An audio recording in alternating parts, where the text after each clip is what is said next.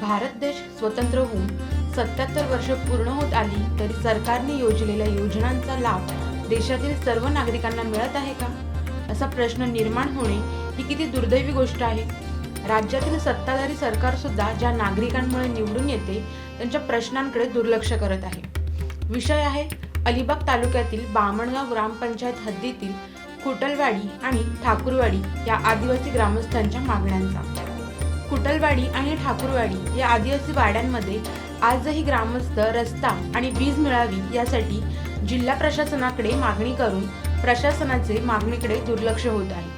अलिबाग तालुक्यातील बामणगाव ग्रामपंचायत हद्दीतील खुटलवाडी ठाकूरवाडी या आदिवासी वाड्यांमध्ये 40 ते 50 आदिवासी कुटुंब वास्तव्यास असून वीज यांसारख्या मूलभूत सुविधांपासून वंचित आहेत। गेल्या अनेक वर्षांपासून या आदिवासी वाडीतील रस्ता आणि विजेचा प्रश्न प्रलंबित आहे। त्यामुळे ग्रामस्थांना रोज विविध अडचणींना सामोरे जावे लागत आहे। ग्रामस्थांनी विविध मूलभूत सुविधांसाठी जिल्हाधिकारी, पोलीस प्रशासन, महावितरण यांना अनेकदा निवेदन देऊनही दुर्लक्ष केले आहे। उन्हाळा आणि हिवाळ्यात खडतर रस्त्याने ये जा करताना अडचणीचे असले तरी येथील ग्रामस्थांनी सहन केले।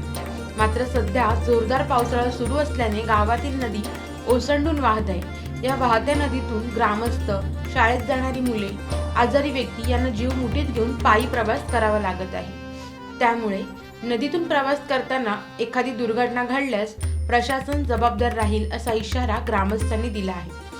त्यामुळे ग्रामस्थांच्या मागण्या लवकरात लवकर मान्य व्हाव्यात यासाठी ग्रामस्थ आग्रही आहेत। सागर डिजिटलच्या YouTube चॅनेलला लाईक करा, शेअर करा, सबस्क्राईब करा आणि अशाच ताज्या घडामोडी नियमित पाहण्यासाठी बेल आयकॉनला प्रेस करा।